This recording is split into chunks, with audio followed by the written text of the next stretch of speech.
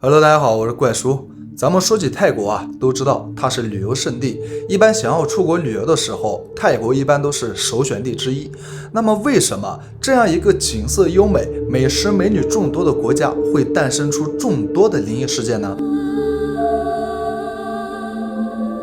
其实啊，这一切很大的因素是和泰国的宗教文化有关。大家都知道，泰国是一个佛教国家，佛教在泰国人的生活中啊，占据着重要的地位。然后佛教又有关于鬼神和地狱的教义，再加上民间流传着各种的鬼怪故事，这就使得泰国人对超自然现象有着比较高的接受度。就连小孩子从小就知道罗刹、阎罗、鬼妻娜娜、古曼童之类的传说，所以啊，一般还真没有什么能够让他们感到害怕的。但是即便这些泰国人已经对灵异事件产生了抗体，但是就在泰国还是有一些地方，就连当地人也不敢随意的靠近。求一个订阅，我们展开说一说。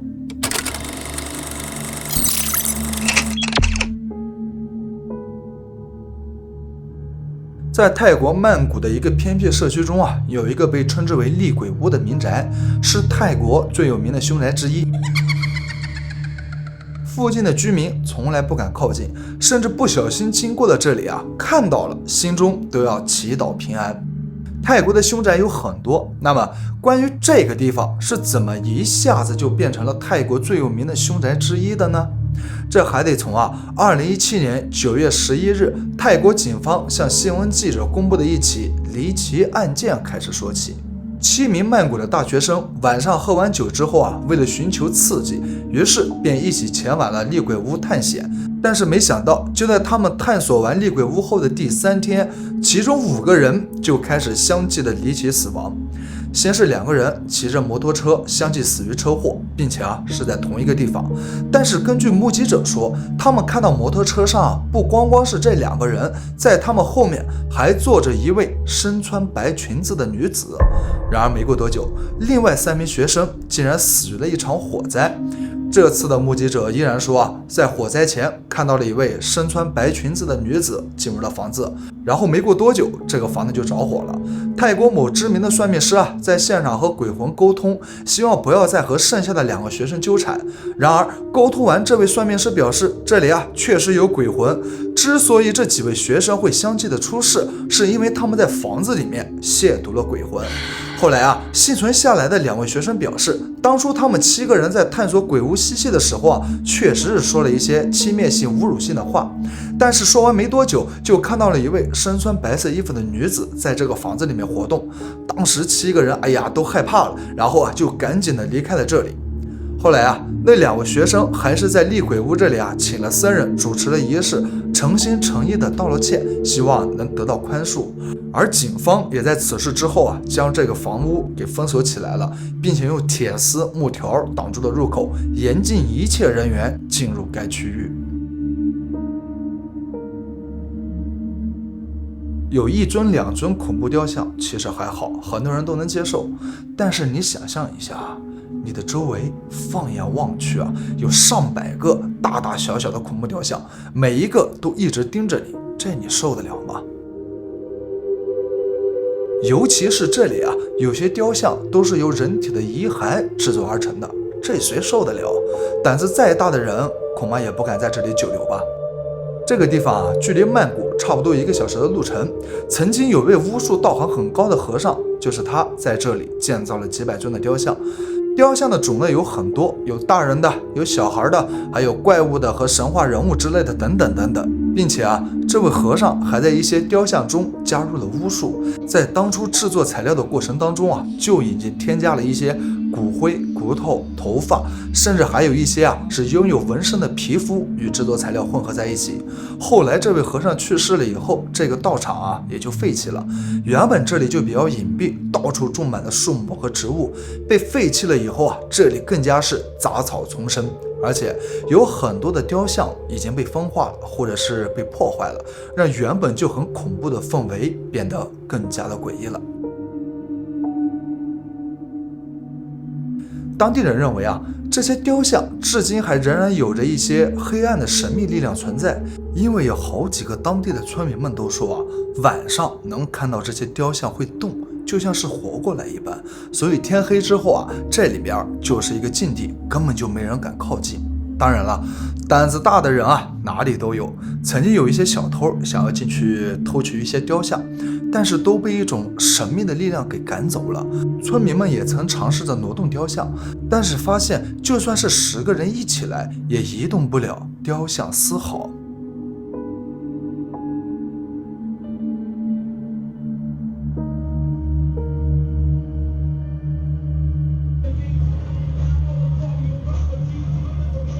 很遗憾地告诉你，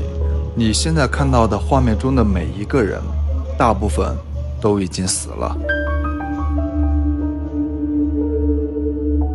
这是位于曼谷的市中心，是当地一个非常知名和热门的酒吧之一。它主要的定位啊，就是音乐酒吧，从一开始就以其独特的装修风格和高品质的音乐表演而闻名。再加上啊，因为经常邀请当地和国际知名的 DJ 啊、乐队啊前来表演，因此啊，这里边可以说是常年的人气爆棚，更是吸引了一大批外国的游客前往。然而，遗憾的是，就在2009年1月1日星期四，发生了一起严重的火灾事故。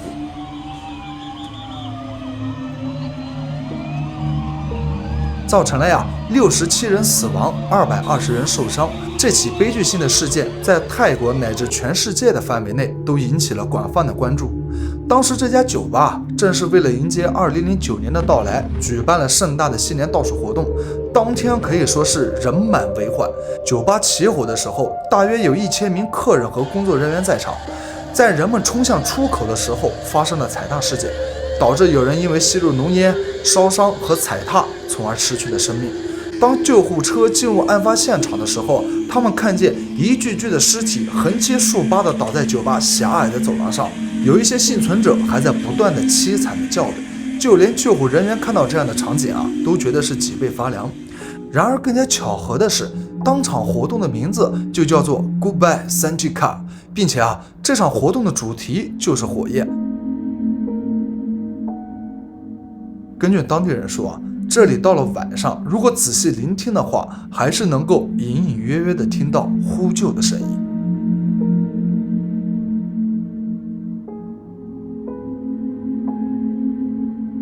2010年11月19日，泰国警方说他们在曼谷的一座寺庙内的停尸房发现了一共2002具用白色塑料袋装起来的婴儿尸体。后来调查发现这些婴儿大多数是非法流产的胎儿，本来是要火化掉的，但是因为当时的火化炉出现了故障，所以这些遗体就被临时的藏了起来，直到发出了恶臭，被人报警后才发现。虽然如今这些尸体已经被火化了，但是当地人却还能从寺庙的附近听到婴儿的笑声或者是哭声，并且在遗体被发现的地方，更是有人用照片拍到了婴儿的灵魂。直到如今，这2002具婴儿尸体的事情还是让泰国人感到震惊和不可思议。因此这件事情还被改编成了电影《婴尸》。该电影于2011年上映，反映了泰国非法堕胎问题的严重性。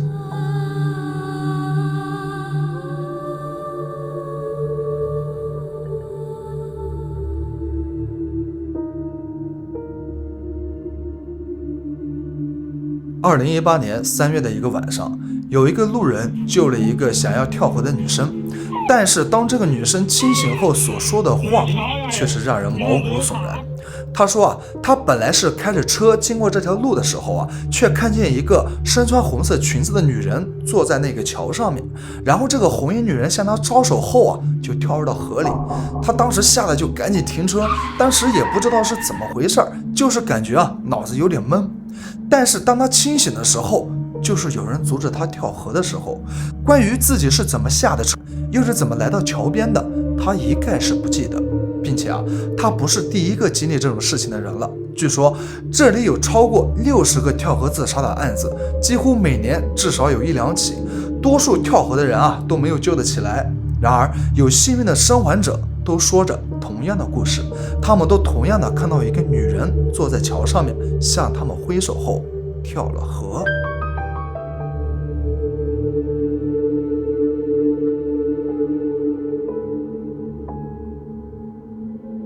在位于曼谷北部的北壁府有一座35号妓院，营业时间于1960年代中一直到1986年才关闭。这里从一开始就被恐惧所笼罩着。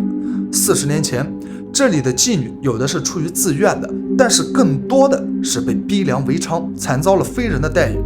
这些女人大多会死于肢体暴力、致命的疾病，或者是非法的堕胎。没有人知道这里到底有多少个女人和婴儿在这里死去，因此这里也被称之为妓女坟墓。如今，尽管这个地方已经被关闭了，你还是可以看到很多可怕的痕迹，比如像迷宫一样的房间和走廊，展现出了就像要从这里逃出去是有多么的困难。一条走廊有超过20间被用来接客的小房间，还有一些入口是非常小的小房间，应该就是用来禁锢小孩的。在有些房间里面还能够看到有女性的私人物品还遗留在这里。人们还发现了有黑暗的地下室，但是没有人敢走下去。当地人说路过此处的时候，总是能够听到女人和小孩子的喊叫声，可是当他们冲进去想要救人的时候，却看不到一个人影。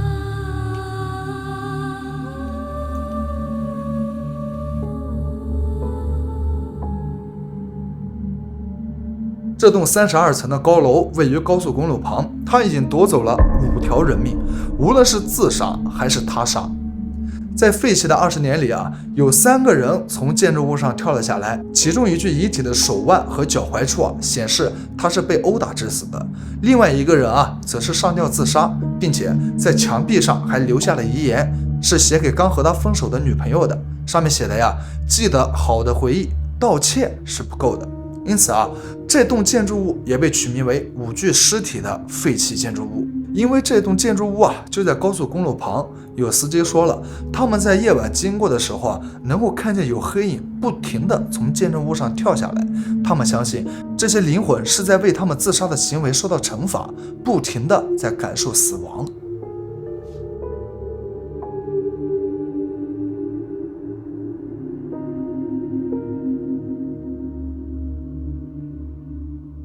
如果你问泰国人曼谷最闹鬼的地方在哪里，相信他们大多数人都会告诉你帕查瓦洞，当然我也不知道我这发音对不对不重要，也就是现在的华人墓。在超过50年前就是这一块大面积的墓地，有超过1万具的尸体被埋葬在这里。这些死者多数是遭遇的意外。在1957年到1963年间，这里曾经还是被当作刑场的地方。在当地的司机圈里面有一个不成文的规定，那就是他们会避免在这个地方让乘客下车，一般会提前或者是绕到附近再让乘客下来。因为曾经有司机把乘客带到这里下车了以后可是当司机往后看的时候，会看到乘客莫名的消失，或者是那种全身覆盖着泥土和血液，并且有的时候还会在乘客下车后莫名其妙的车上会多出来一个人，并且是身受重伤，全身是血，或者是断手断脚的。他们有的时候是坐在后排，有些时候甚至会坐在司机的旁边。当然了，现在这个墓地的其中一些地方已经被改造成了公园，但是你敢在这里闲逛吗？尤其是在晚上。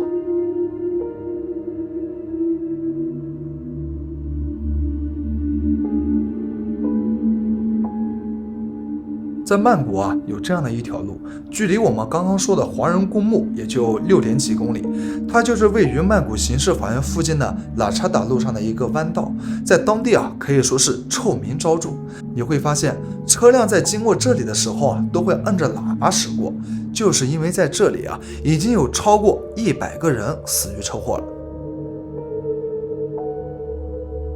并且这个数据还在增加。有人说是因为道路设计的问题，也有人说就是司机开车莽撞。当然了，更多的人是说这里有阴魂作祟，因为每一个发生车祸后的幸存者他们都会说，在发生车祸的时候，他们看见有一个黑色的影子从树上跳了下来，阻挡在他们车子前面，从而造成了意外。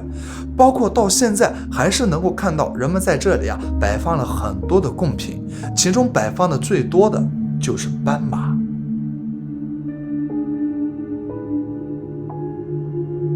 这皮皮岛大家说起来应该都挺熟悉的吧？它是作为泰国最热门的景点之一，它的岛屿风景啊可以说是绝佳了，拥有白色的沙滩和清澈的海水，每年都吸引着众多的海外游客前往。